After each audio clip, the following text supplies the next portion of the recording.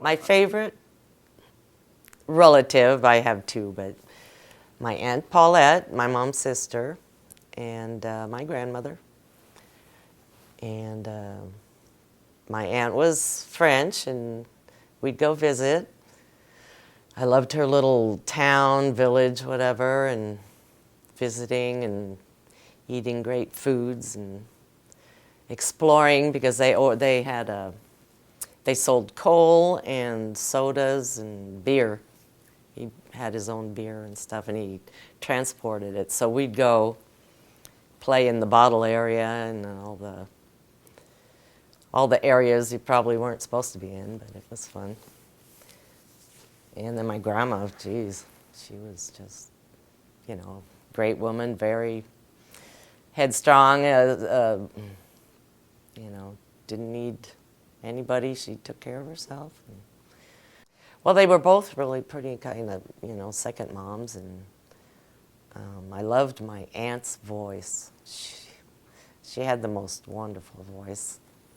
A maybe distinctive voice, and the way French talked differently.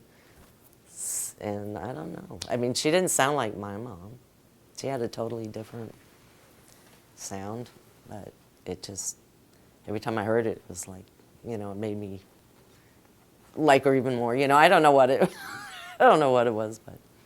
Well, we stayed with her a lot when my dad would be in Vietnam or wherever he'd be when he was, last year of him being gone, so we stayed with my grandma. So there was a lot of, and then when he came back and they bought a house, every time we'd go somewhere on a job, she would stay in the house and take care of it. And she rented out some rooms so she wasn't alone to, women alone. It was, and we'd visit, she kept really good friends with the ladies that she rented rooms with, and it was really an interesting thing. She kept friends with them for years. She'd rent out 2 rooms, and they would be single women. I can't remember what they did, but they had their own jobs, and nothing wild, nobody drank. It wasn't it was just a really nice house, nice quaint little house with 3 quaint little women living in it, all of them having their own lives, because Grandma worked too. She had her job forever.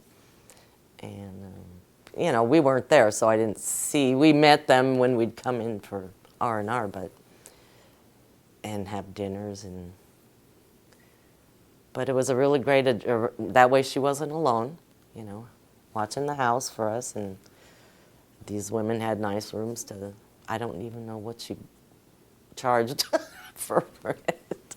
I couldn't even tell you.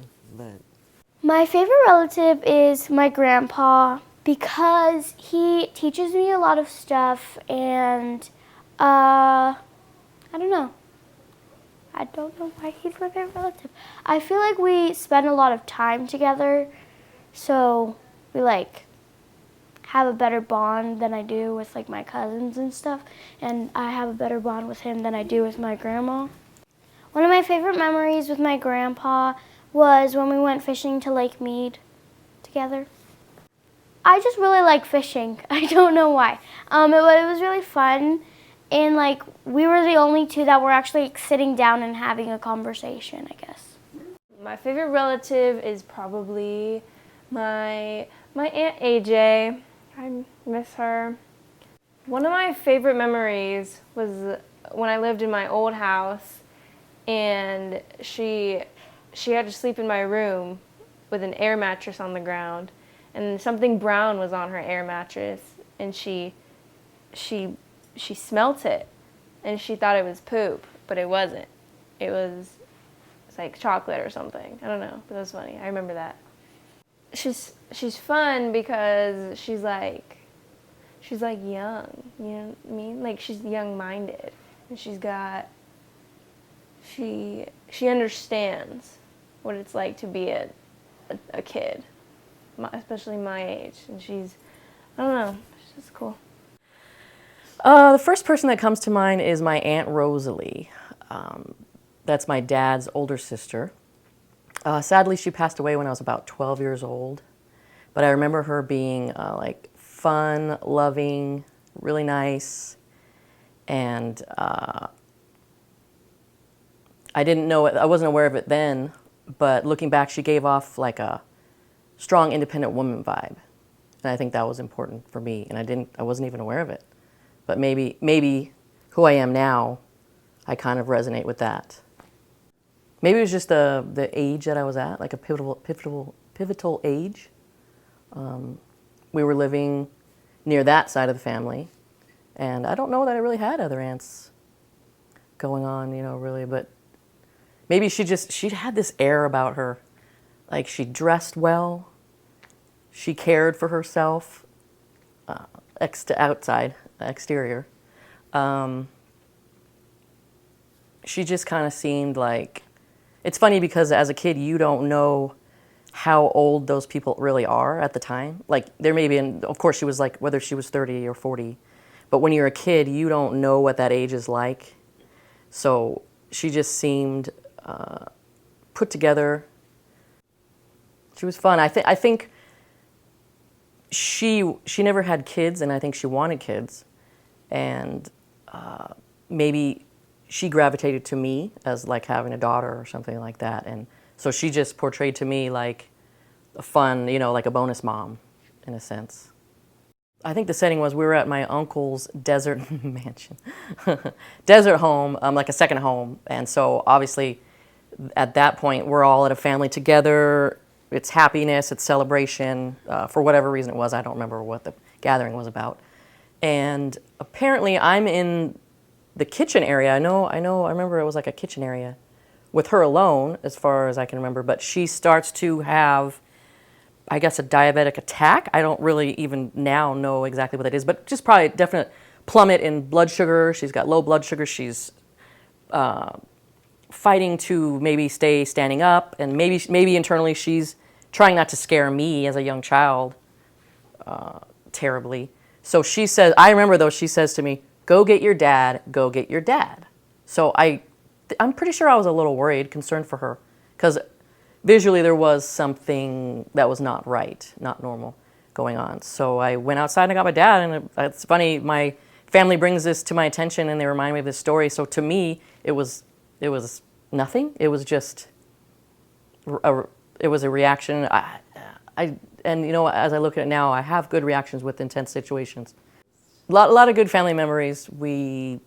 She was also like my mom's best friend during that period before she passed away, obviously. So it was a close relationship, always positive. Just a lot of good. It's really a shame. I often think about what she would be doing now, maybe what her influence on me could have been, that if she was this, independent woman as I thought her to be. Would that image have changed over time if I got to know her more as an adult? I don't know. These are things I'll never be able to find out. She did have a boyfriend. She wasn't married when I knew her, but she had this boyfriend, but he was not there every day. He would come and go, maybe, that was just their relationship. Maybe they were older. But she didn't rely on a man. She was tight with her family, and maybe they helped her with living together, but she was not dependent on outside influences or male influences. So I think that's, if I could get something from her, that was definitely what I would like to get. A memory that I remember is when we were playing like Trivial Pursuit or Pictionary. I think it was Trivial Pursuit. And she just like the epitome of her, just at your belly laugh, your most off guard moment, because she was trying to be sneaky about and cheat in a way. And then she said something like, "We have them in the kitchen," and the answer was croissant. I don't really remember how it went down, but it was just that, at that point you're at your most vulnerable or whatever, it was just pure joy and happiness. And I think that with her illness, with diabetes, with her, I don't know if at that point maybe her father had passed. I'm not sure where that was in the scheme of the timeline, but just pure happiness. And if she had stresses in her lives and worries, she didn't let anyone know about it. Nothing but fond memories from her. And she was, I think that being this one sister, she had two brothers, she was outspoken as a female. Like, she didn't shy away to conversations or maybe even controversies. I mean, I know that for the most part, we as a family would be kind of sitting out. I can just always remember sitting out back of the house in LA and everybody's just having conversation. And she wasn't quiet and meek in the corner, you know, a woman that couldn't demand a presence or have space, you know. So I think that I learned a lot of that from her. That's remember me by. What can people remember? I have no idea. You think of yourself one way, and you know nobody thinks of you the same way you think about yourself. So, if I thought about what I wanted to be remembered by, I would want to be remembered as intelligent, the wise person you come to with your issues and offering solvents to problems in the world. I would love to make this huge impact of positivity and change the world, and not for the recognition, but just because I know, I feel like everybody, there's good in everyone. you know, you just hope you aren't thought of as the big bad ogre, and you know, wasn't too bad, and everybody makes mistakes, and you know, there's good days and bad days. I just hope I did a good enough job. I think I did. I'm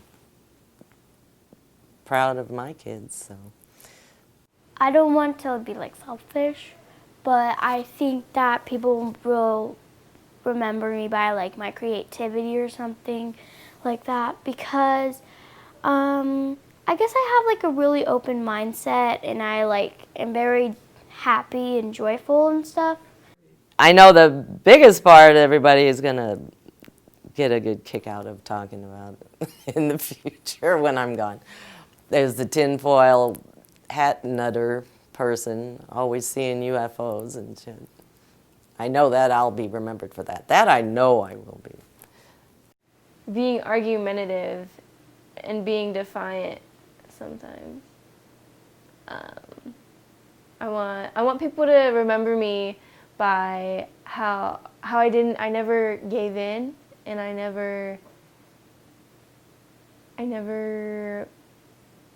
was always real. Like I was never fake towards anybody. If I had a problem with something, I'd let them know. So I guess that those kind of attributes would be like on a macro scale. I don't normally think that I can make changes on a macro scale, but I guess if I had to have a wish, maybe I would want to do that and spread out some positivity, especially in our social climate that we have now. Maybe that's why it's foremost and up front. But like on a micro scale, of course, like I'm a single mom, and it was actually asked to my father on his 75th birthday, what's fuck? What are you most proud of your daughter about? Which is me. I'm the daughter in this story. And he said that her mothering, and like why? Like that she's a really good mom. And like that hit me because honestly, I don't know. I guess I wasn't even thinking he was even going to say that. I don't. When I think of me, I think of like past failures and terrible decisions, what is it? Not self-mutilation, but destruction. It's like I used to be very self-destructive before I became a mom, and so yeah, and like it's nice to me that.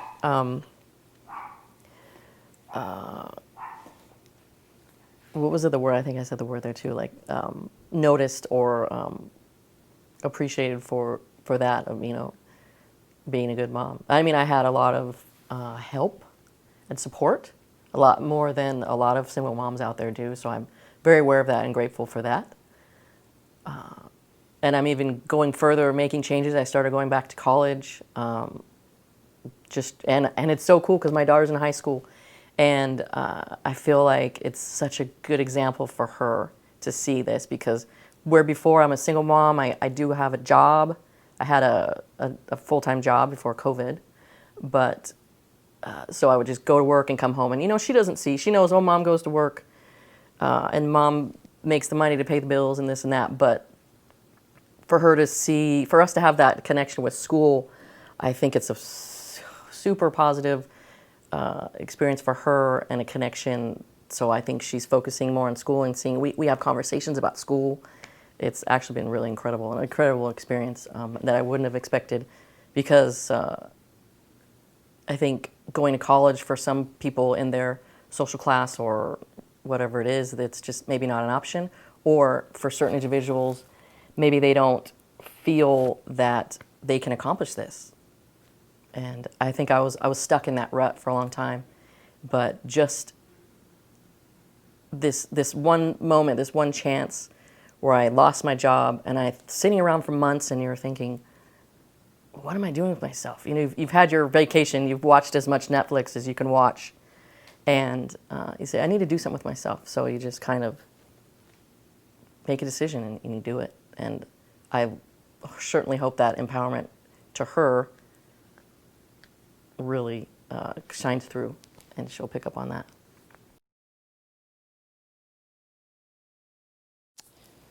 Gosh, I'm very old, so I have a lot of memories. I don't know. One of my favorite memories would probably be the Disneyland parade for my school, because like a lot of my friends were there, and it was really fun to like perform in front of a bunch of people, and I got everything right. Not being selfish, but I got the dance correct, and it just made me really happy. When I was at Disneyland, I was cheering in a parade for my school, because all the cheerleaders raised enough money to go to Disneyland. We all did it together. We did it with a bunch of school fundraisers and stuff like that. My favorite memories is hard because, you know, we moved so much, so I got a memory here, you know, doing different things, different places. One of the favorites, and younger, because we were in France a lot when I was younger, and we'd go to my aunt's house, Paulette, that's where we stayed, and then it was right by the river. And we'd go down with my cousins, we'd go down by the river. And there was a big church there, and both my kids got baptized there, but we'd go down to the river, and there was a little trail that would go all the way by the river and to a bridge. And there'd be beautiful houses and gardens on this side and the river over there. And it was just a blast walking down behind people's houses. And then when we'd come around on the corner on the street, there was this like little chateau thing with a gate. And they had a bell, and we'd pull the bell and then run, you know, so that we thought somebody'd come and open the gate, you know, but we never saw it because we were busy running. Okay, one of my favorite memories was hanging out with my bestest friend in the whole entire world, Jacob. The other day, we went on an adventure. We went on a walk all the way down to the park and into the tunnels, and then we went back and we walked to the grocery store, got snacks, and then walked to the park. And then he pushed me into a lake. Or not a lake, but a puddle full of geese poop. It was disgusting, but it was fun. The first thing that comes to mind was mornings when we were in elementary school, and I was probably around 10 years old. We lived in California, and certain mornings, not every morning, but some mornings before school, my mom would play music. And I'm pretty sure she played it on a turntable, like records. You know, there wasn't CDs then, and yes, we had cool boom boxes with tapes. But she was doing this on the turntable with the records, and she had so many albums. And particularly it was Huey Lewis and the News. And so before school, my brother, her, and I were kind of dancing around and singing to the music. And I mean, how many kids before school are like happy and excited, you know, to go to school? So I think that's why it stuck so much, because it was such a time of happiness. Just that memory of that house, which was maybe like 3 3 years, and those were definitely formative years for me. We actually, something that stands out that I never really thought about, that was actually when my dad was home, because my dad had a job in construction that would have him work like overseas, like mostly in the Middle East, things like that, and we would stay in America, and we would sometimes stay with family or whatnot. But this was the four of us, my dad, my mom, my brother, and I, living in a home all together. He had a job in town, and it was the nuclear family, right, as you would say. So, but for the most part, it was mom and brother and me, and that is definitely just perfect joy and happiness, pure. Bottle that up, send it out. My dad got this job. We were moving to Africa. We'd already lived in Singapore, did that. We came back for not even one school year, and then we were off to Africa. And they spoke French in this part, Lomé, Togo. And I was probably 14, so I did 14, 15, 16, 17 there. So it was basically a ex-French colony, so people spoke French, and it was a very French place. And there would always be, so on our way, we went to, and spent the summer in France. Then we went to Lomé, and it's a very long trip from France to Lomé. And there was these two kids, about our age, my brother and me, and the mom. And it was my mom and me. So it was, these two kids with their mom traveling in Africa, kind of lost looking and stuff. Come to find out, she was the French ambassador's wife, and they were his kids. And of course, after moving there, and then somehow, there's always cocktail parties and stuff, then we meet them and go, oh, you were on the plane with us, and that was cool. Also, just the friends that I had at that time, next door neighbors. There was actually a set of twin girls, so that was like 3 girls, like two. You have instant two best friends. That's so awesome. But we would often play just outside of our house or in our front yard in the grass or in the backyard. And my dad driving us in the convertible, which was super cool, right? I mean, you're young and the wind's blowing in your hair, and you're just like, oh my God, that's amazing. So he would drive us around this little city, and you felt kind of like, what's the word? Felt privileged. I think I felt really kind of privileged. And looking back, you know that you weren't in a hardship of a situation. You were living pretty good.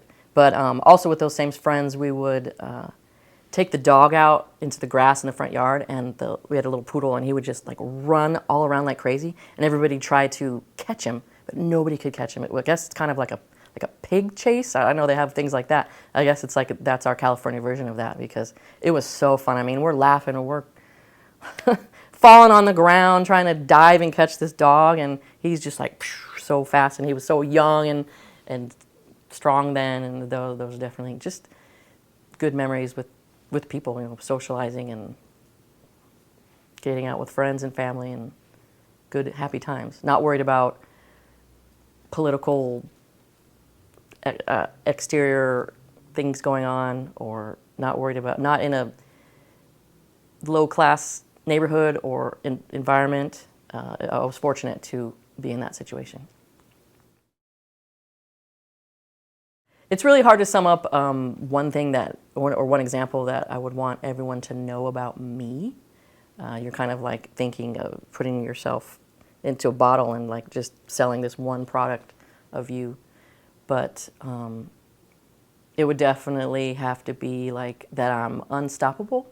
I think people might know this about me, but I really hope they know like I have like a bunch of races in me. I don't know why, I just feel like that really brings out my personality. I just can't think of anything, but I would like people to know about me. One thing I wish people knew about me was that I don't play games. And I have an RBF.